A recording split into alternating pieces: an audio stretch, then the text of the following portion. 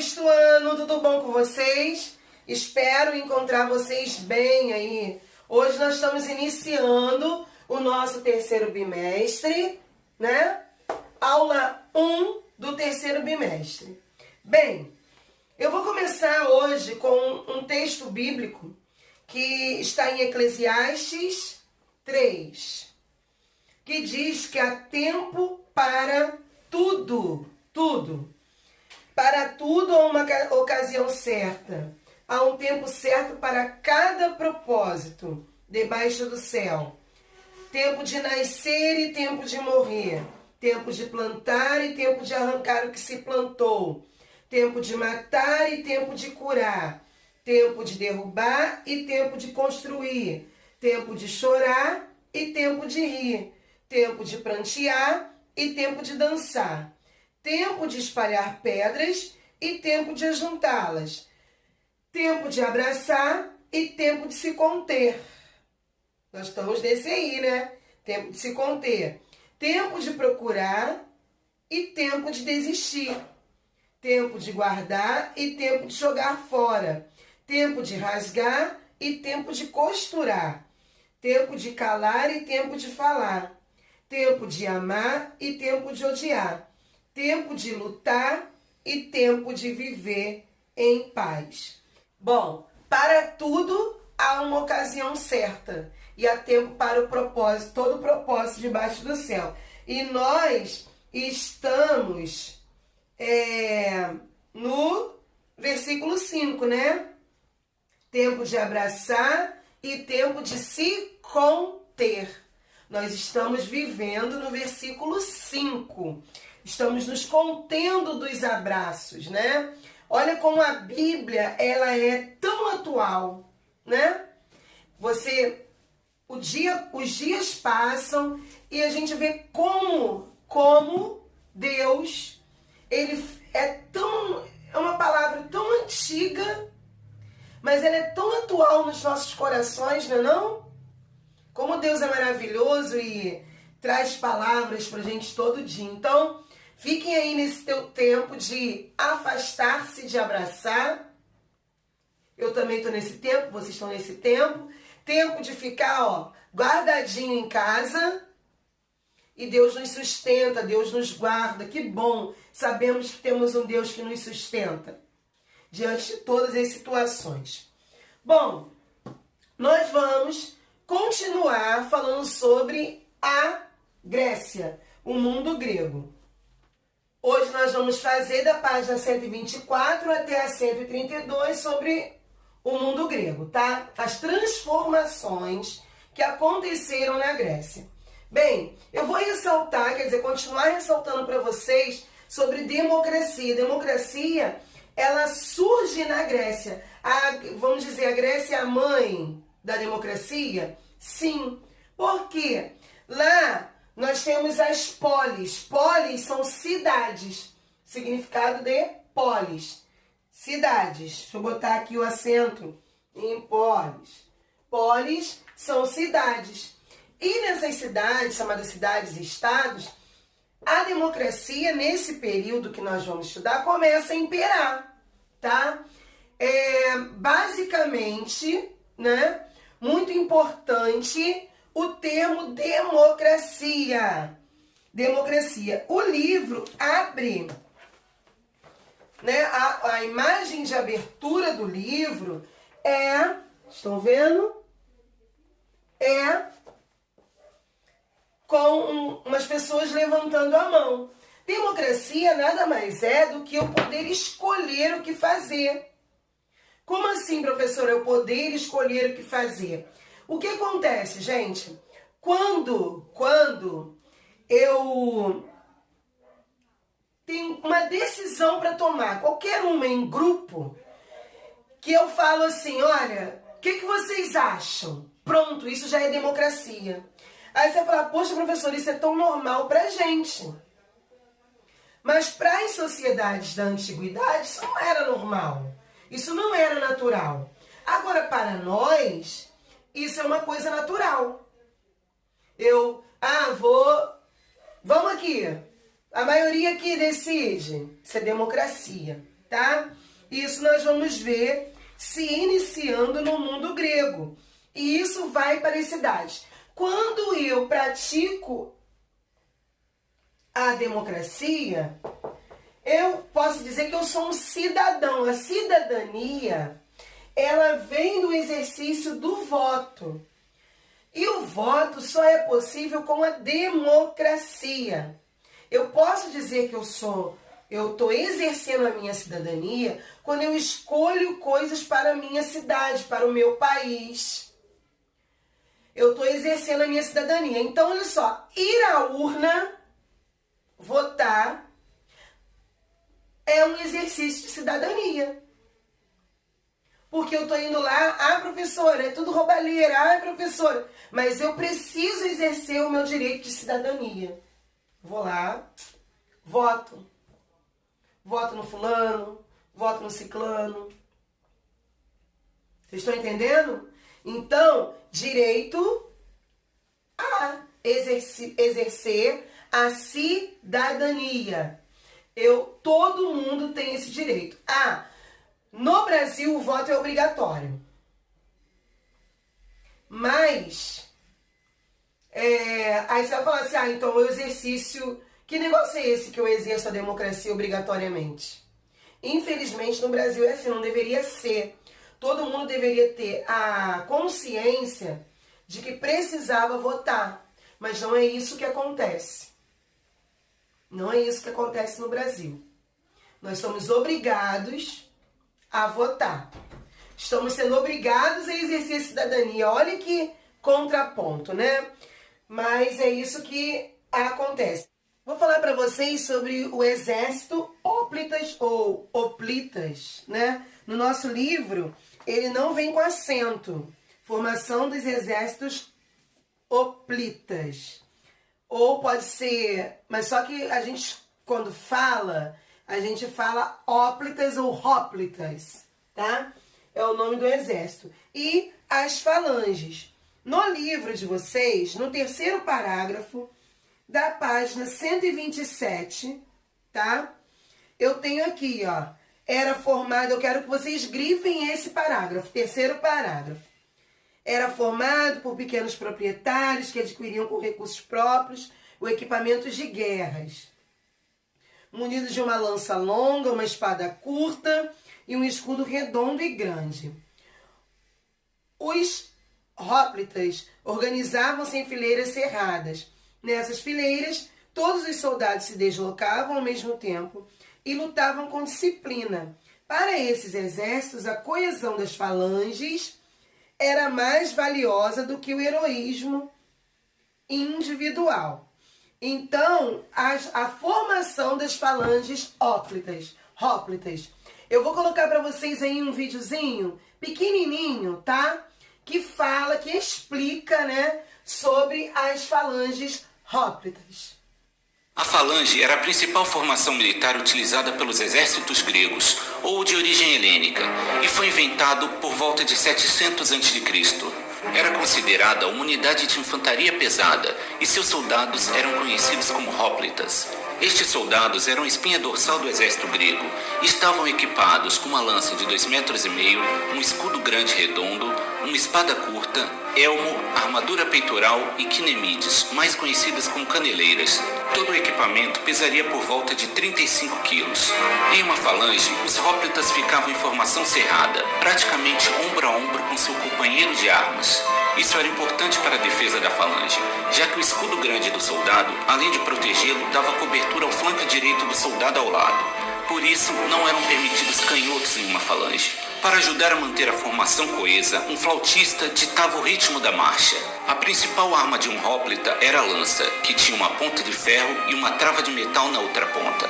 Essa trava servia para fincar a lança no chão em caso de ataque de cavalaria e para dar equilíbrio à arma. Em alguns casos, também pode ser usada como arma de contusão, principalmente no caso da lança quebrar. A muralha de lanças da falange praticamente impossibilitava um ataque frontal de outra unidade de infantaria que não fosse outra falange, pois estes não conseguiam acertar os adversários sem antes serem estocados por uma lança. E devido aos seus grandes escudos e armaduras pesadas, atacar um hóplita com projéteis, flechas, dardos e pedras era pouco eficiente. Quando em formação, as duas primeiras fileiras de soldados apontavam suas lanças para frente, enquanto as duas fileiras logo atrás inclinavam suas lanças a 45 graus. Assim, impedia que alguém tentasse fazer um ataque por cima da primeira linha de lanças. Já os soldados da retaguarda substituíam os colegas caídos, além de empurrar os companheiros da frente, dando mais força à formação. Apesar da falange ser praticamente impenetrável para ataques frontais quando formada por soldados veteranos, a formação era bastante vulnerável em seus flancos, já que por se tratar de um corpo sólido, a falange tinha pouca velocidade e manobrabilidade. Por isso, era comum que as falanges tivessem seus flancos defendidos por unidades de cavalaria. A única formação militar capaz de se opor frontalmente contra uma falange era outra falange. Assim, quando duas unidades desse tipo se enfrentavam, geralmente o que decidia a batalha era a experiência dos hoplitas de cada lado e o volume de soldados na retaguarda. A poderosa falange grega dominou o campo de batalha na antiguidade.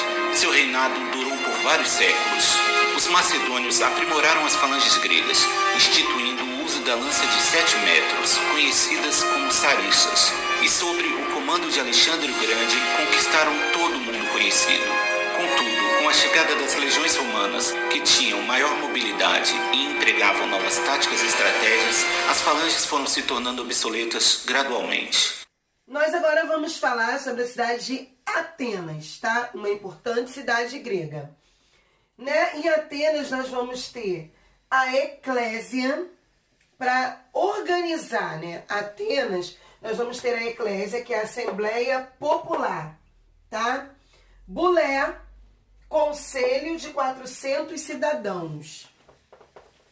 Aí, Conselho de 400 cidadãos, que determinava, tá? Como funcionaria a cidade. A cidade, isso é a democracia, com Conselho de Cidadãos, Assembleia.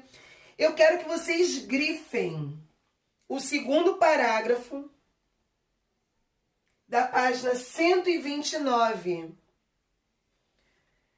que fala sobre a democracia ateniense. Na democracia ateniense só eram considerados cidadãos os homens livres, maiores de 18 anos, filho de mãe e pai atenienses. Apenas eles podiam participar da vida política e adquirir propriedades. Para os cidadãos atenienses, a política era individual, fundamental, que conferia ao indivíduo o respeito da comunidade. Além da política, os cidadãos deviam se dedicar à filosofia. Tá? Isso aqui era um cidadão. E aos esportes, para o aprimoramento intelectual e físico. Então, isso aqui era como um cidadão se portaria. Grifou aí? 129, terceiro parágrafo. Aí vem, além dos cidadãos, a sociedade era composta de metecos e escravos. Grifa aí, ó. Metecos eram estrangeiros que, em geral, dedicavam-se ao comércio e ao artesanato. Eles podiam participar das cerimônias e festividades, mas não tinham direitos políticos e não podiam possuir terras. E os escravos não tinham direitos, mas podiam ser compensados por um serviço acumulando algum dinheiro para comprar a liberdade. Tá? Então, os escravos não tinham direitos políticos, como está dizendo aqui no texto. Mas ele poderia acumular dinheiro, acumular dinheiro para alcançar a liberdade.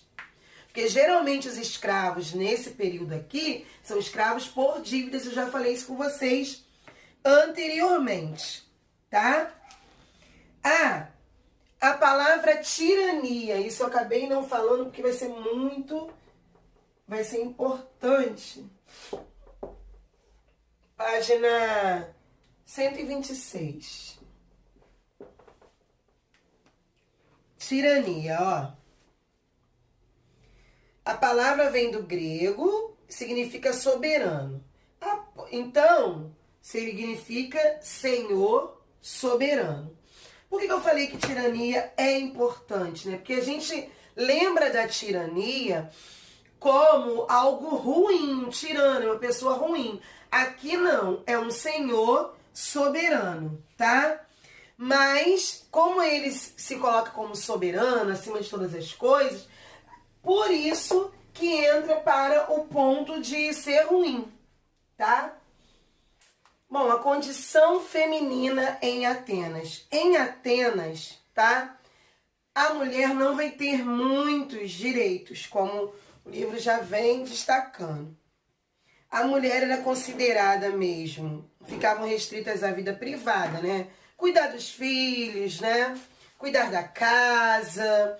Essa era a função da mulher.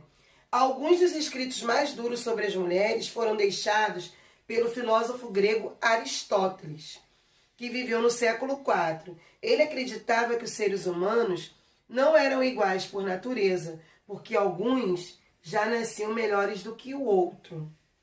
Com esse pensamento, vai-se entender a mulher como inferior em Atenas. Foram algumas mulheres gregas que conseguiram deixar o seu nome registrado na história. Safo compunha poemas líricos nos quais falava da maneira delicada e direta sobre seus sentimentos. A maioria desses poemas se perdeu e hoje só resta um deles completo, um hino a Afrodite e alguns trechos de outros, que é alguém que resolveu falar da mulher. Vamos ver esse poema?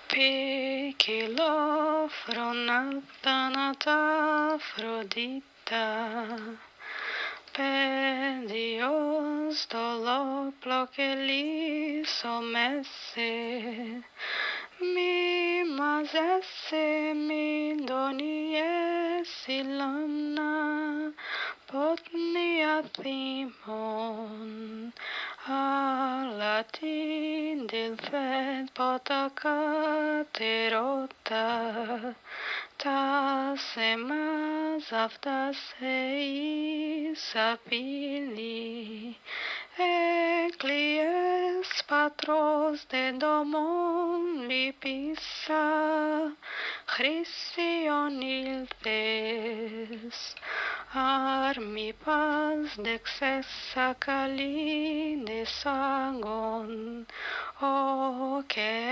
estrophi peringas melenas Πυκναδίνεντες πτέρα πόρα νόηθε Ουρόστια μέσω Έψαδεξικόν το σύντομα κέρα Μεντιέσα σαν θάνατο προσώπο Είναι ότι δείτε πεπών θα κότι Δείτε καλήμι Κότι μη μάλιστα θέλω γενέστε Μεν όλα θυμότι να δείτε πίθω Αψαγίνες βαν φιλοτάτα τίσο ψαπφοραδίκη Και γαρέ φύγε ταξεώς διώξε Έντε τώρα μην δε και τα λαδώσει Έντε μη φιλή ταξεώς φιλήσει Κουκ εθελίσα Έλθε μη και νυν χαλεπαντελίσον Εκ μερίμνανος αντε μη τελέσει Θυμώσει μερί τελεσόν συνταυτά Σύμμαχος έσω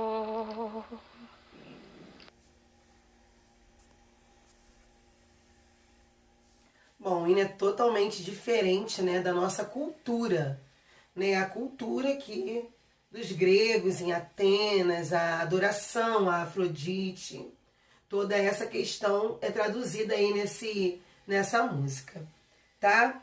Agora nós vamos fazer os nossos exercícios. Nós vamos parar, como eu havia dito, na 132, que é essa página. Nós vamos fazer o exercício da página 127, 129 e 130. 127, 129 e 130.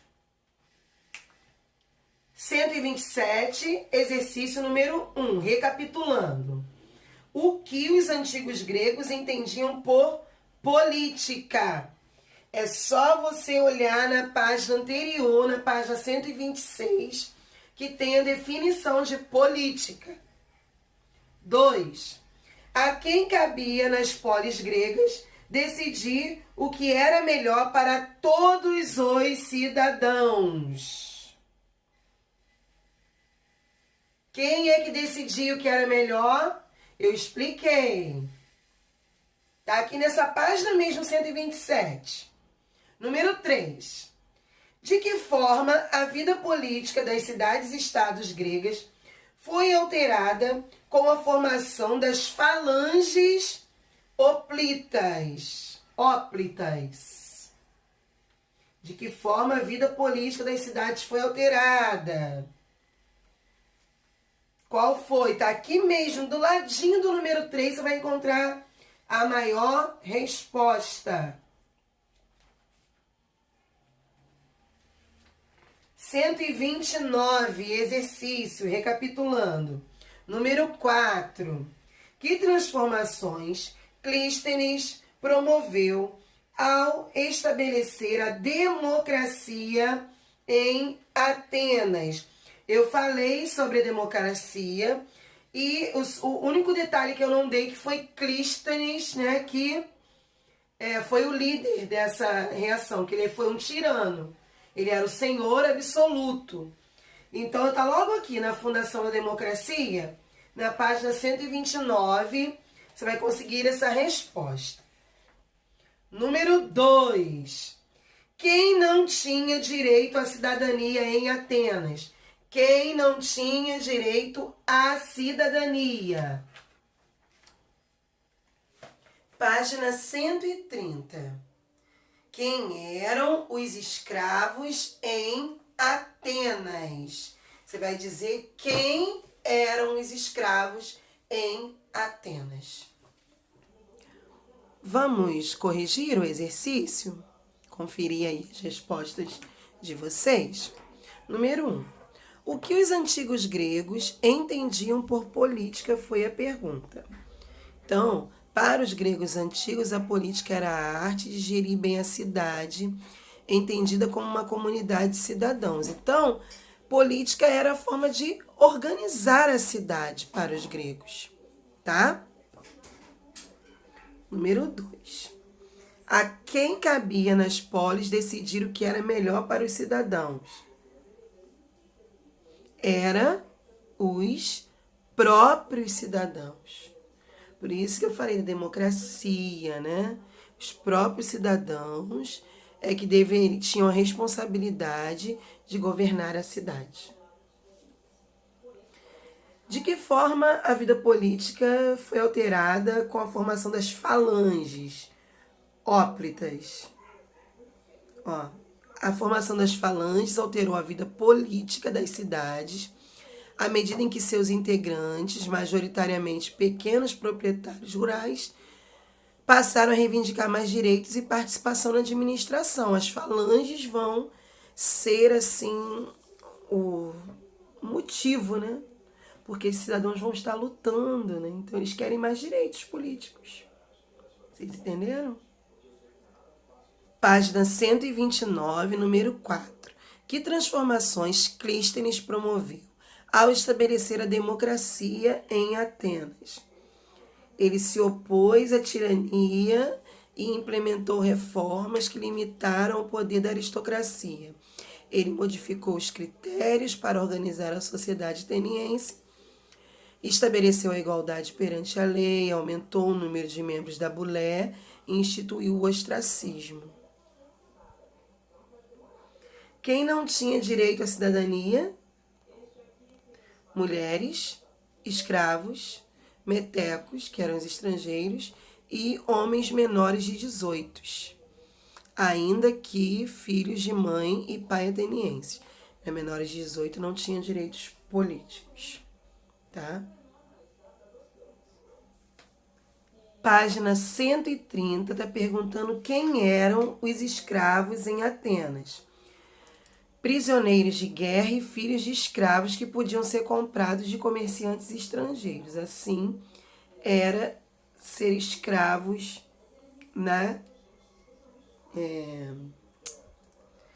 em Atenas, tá? Prisioneiros de guerra e filhos de escravos que podiam ser comprados de comerciantes estrangeiros. Eu fiz a correção, para vocês, e hoje eu vou deixar um vídeo bônus para você. Que o livro aqui, na página 129, fala sobre a democracia direta no Brasil e a influência, que essa democracia tem na nossa vida. Então eu vou colocar esse vídeo para vocês aí, tá bom? Assistam aí.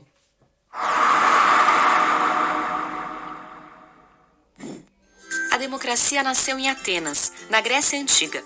Lá, os cidadãos se reuniam em assembleias para participar diretamente da criação de leis e da administração da cidade. Hoje, no Brasil, a maior parte das decisões sobre os rumos do país é tomada por representantes escolhidos pelos cidadãos em eleições. Essa forma de governo é chamada democracia indireta. Mas a nossa Constituição de 1988 prevê também instrumentos para o exercício da democracia direta: o plebiscito, o referendo e a iniciativa popular.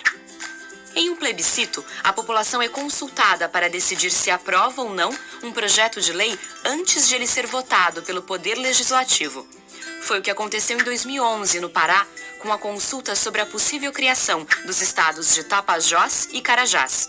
Nesse plebiscito, a população rejeitou a proposta de divisão do território e o projeto foi abandonado.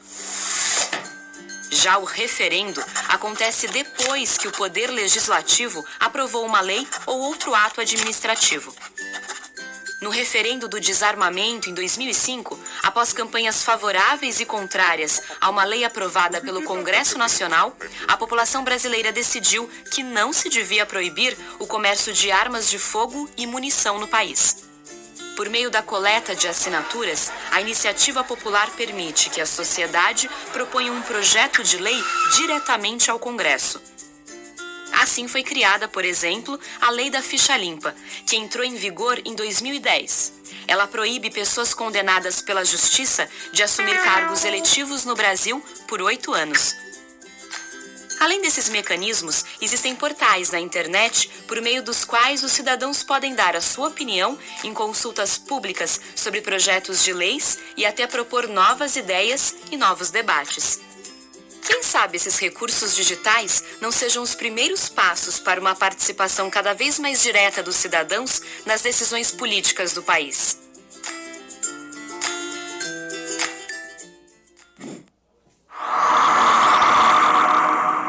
Bom, queridos, por hoje é só isso, tá? Nos vemos na próxima semana, que nós vamos falar sobre a cidade de Esparta, tá bom? Um beijo, fiquem com Deus.